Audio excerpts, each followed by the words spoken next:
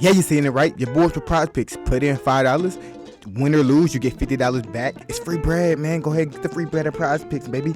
Use code CDotty when you're making your account. CDotty. YouTube. What's good? It's your boy CDotty. Today are we witnessing the greatest peak in NBA history by that boy Jimmy High Roller. And the thumbnail was Nikola Jokic. Now let me tell you something. I've been watching basketball damn near really my whole life, for real, as long as I can remember. And no, we are not witnessing the greatest peak in NBA history.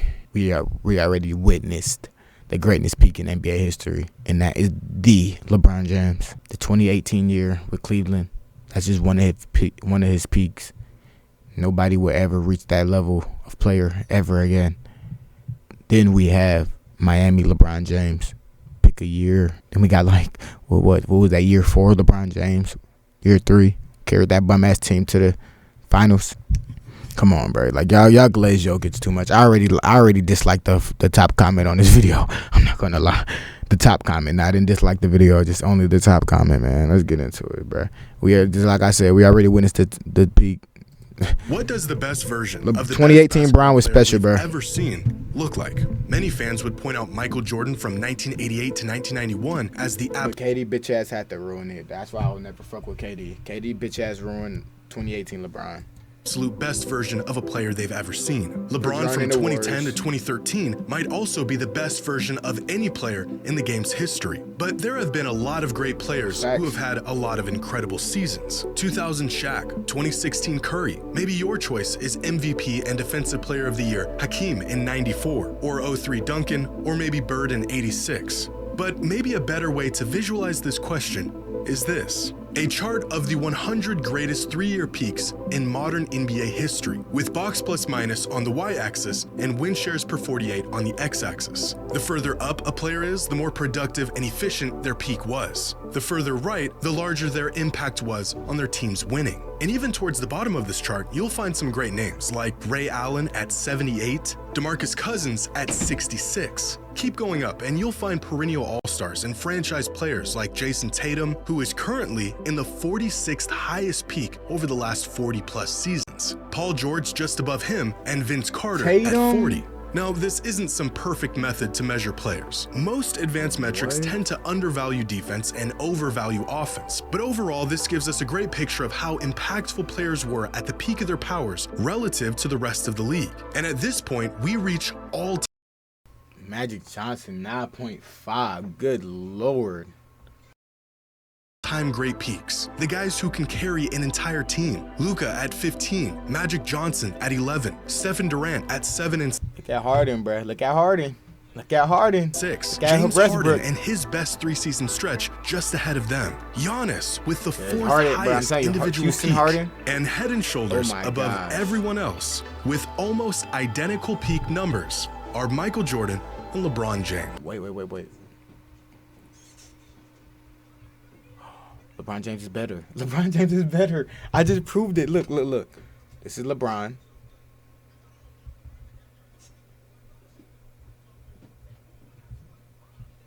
We over those. It's light though, but we're over those. Clearly the 2 best peaks we've ever seen. Until Nikola Jokic showed up and completely blew the lid off of just how valuable one player can be to his team. Is Nikola Jokic the best version of any basketball player ever?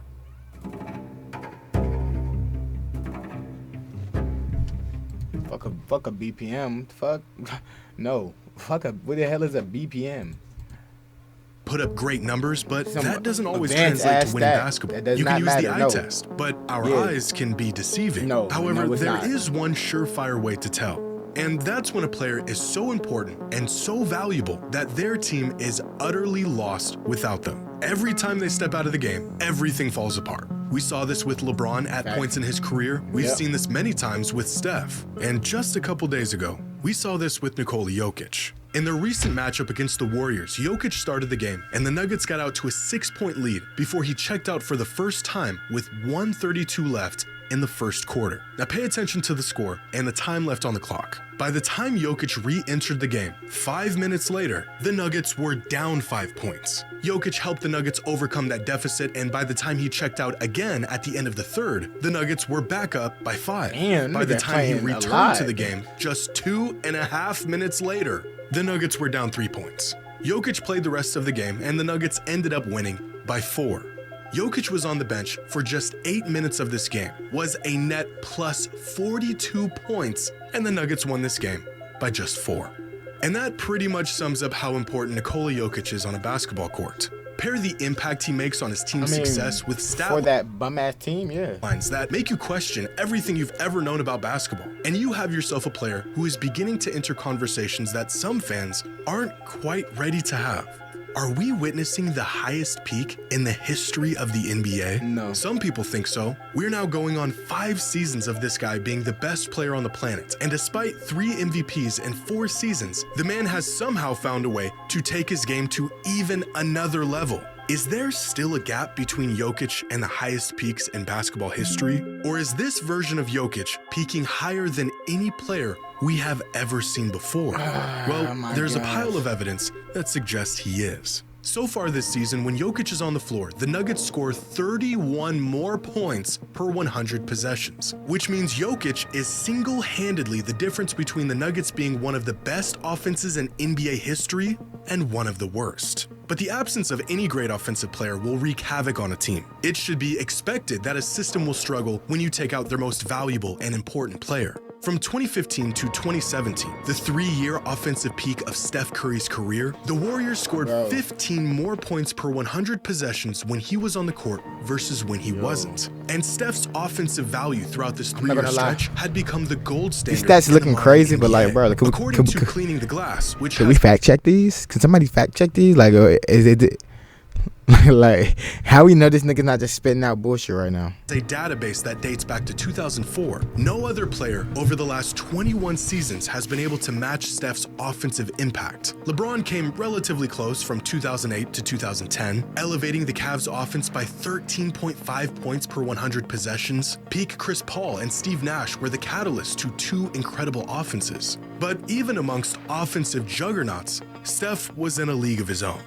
Until Jokic hit his peak, where he has been the most impactful offensive player over the last 2 decades, and it's not even remotely close. Over the last 3 seasons, the Nuggets scored 23.3 more points per 100 possessions when Jokic is on the court. That is a larger gap than most starting fives have over their bench unit. Jokic is making this big of an impact by himself, and we already knew that he was approaching, if not like he don't have MPJ shooting perfect against the Lakers in the playoffs. That's why you don't have Aaron Gordon not missing, dunking, rebounding shit. That's why you don't have Jamal Murray making hitting game winners for the nigga. Like, please stop acting like this is all Jokic.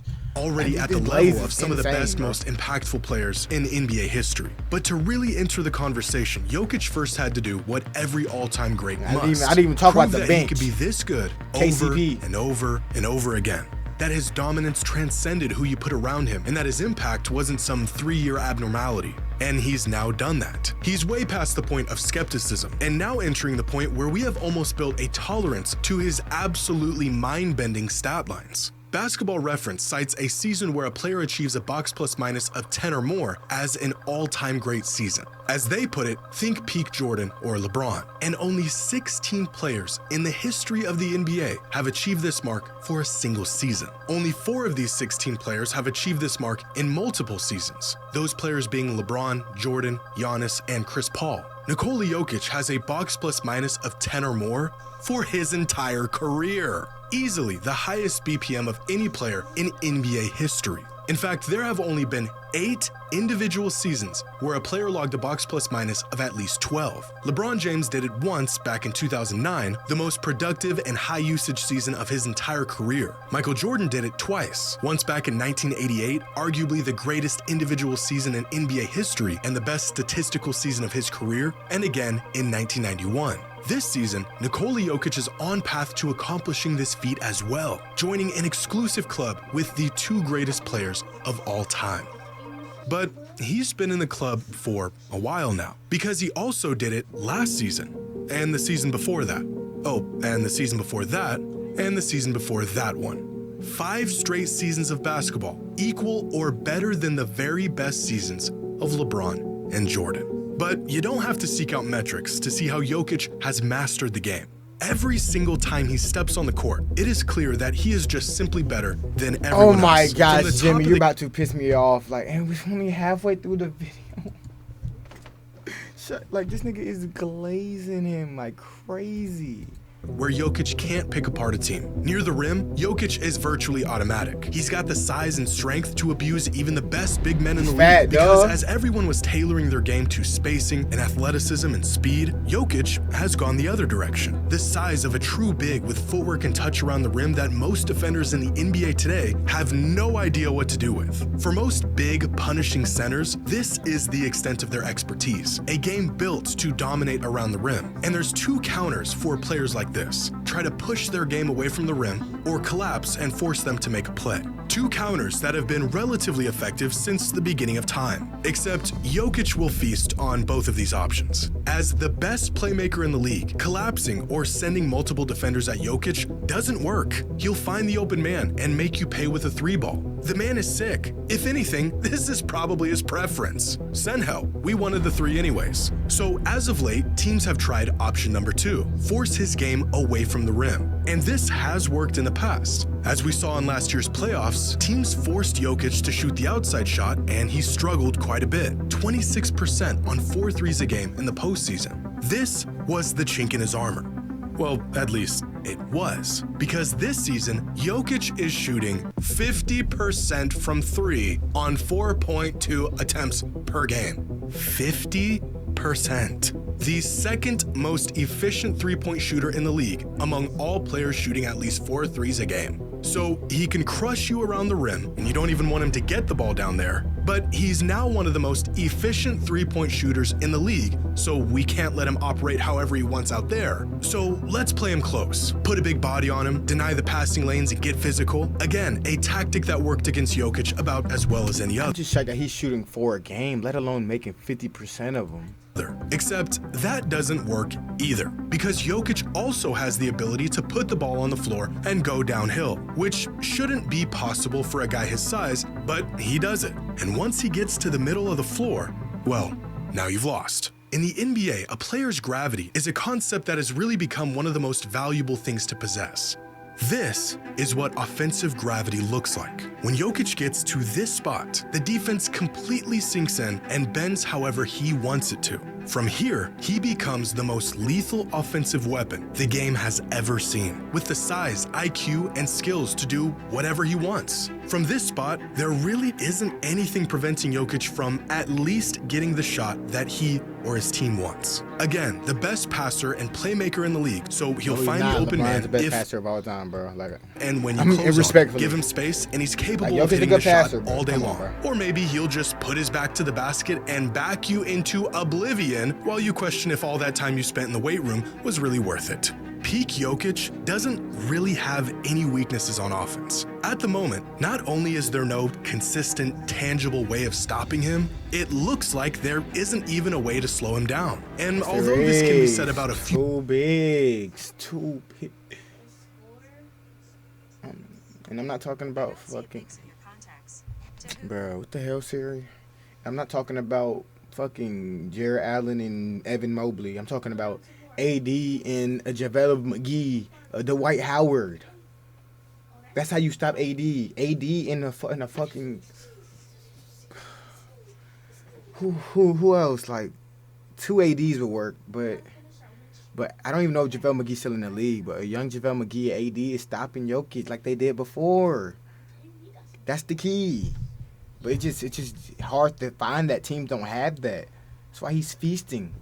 Few players who hit all-time high peaks. There may not be another player who is as consequential to their team and its success as Nikola Jokic is. So far this season, Jokic touches the ball 113 times per game. That's any time he receives a pass or grabs a rebound, a mark that leads the NBA by a country mile. But the crazy part is that the Nuggets only have 100 possessions per game this season, which means on average, Jokic touches the ball not just every single Nuggets possession, but multiple times on several possessions. In fact, since the NBA introduced tracking data back in 2014, here are some all-time great players and how involved they were in their team's system throughout their 3-year peak, how many touches per possession they were getting. And across the board, all of them are floating between 0.6 and 0.8 touches per team possession, with LeBron, Harden, and Luka carrying the heaviest load of anyone. Luka even approaching a 1-to-1 touch-to-possession ratio throughout the last 3 seasons, the Mavericks needing him to be involved in nearly every possession. And still, Jokic is on a whole nother level, where he is being utilized on virtually every single possession in every single game for 3 straight seasons. So not only does Jokic statistically contribute more to his team's winning, the load he is burdened with dwarfs even the greatest high-impact players over the last decade. Jokic isn't just the most important piece in Denver's offense, he is Denver's offense. Which brings us to the one glaring pitfall for Jokic's case as truly the highest peak of any player ever: defense. A solid defensive player at his best and a net negative player at his worst. And this is the one factor that may prevent him from peaking higher than anyone else. There's 2 sides of the ball. He's the best we've ever seen on one side, and he's okay on the other side. Meanwhile, there have been many great players that have been incredible on both ends. Mike, LeBron, Kareem, Duncan, Kobe, Hakeem, even Shaq and Bird were great defensive players at the peak of their powers. Jordan was almost as impactful on offense as Jokic is, while being one of the best defensive players in the league at his peak. Same goes with LeBron. And because most advanced metrics neglect defense or measure it incorrectly, the impact they had on the game doesn't quite translate to the numbers we see on the back end. For example, this season, even the best all-in-one metric, estimated plus minus, has Jokic in the 92nd percentile on defense with an EPM of plus 1.4, ahead of players like Drew Holiday and Jason Tatum. This same metric has peak DPOY candidate LeBron at a defensive EPM of just plus 1.2, which is worse defensively than Jokic this season. And it doesn't take an analyst to know Jokic and 2013 LeBron are worlds apart on the defensive end. Where Jokic gets the benefit from virtually every metric we look at, some other players may not. And I don't know if unprecedented offensive mastery is enough to overcome the fact that Jokic is considerably worse on defense than others are. At least, I don't think so. But when I actually watch Jokic play, it's not the metrics, but my eyes that tell me he's influencing and impacting the game just as much as anyone I've ever seen.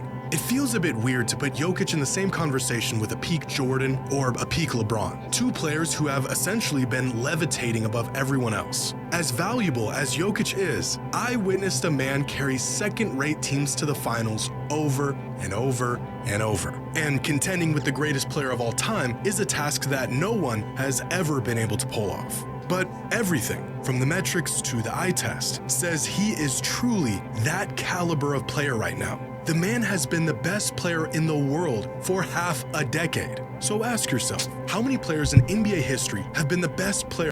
Nobody's the best till LeBron retired, buddy.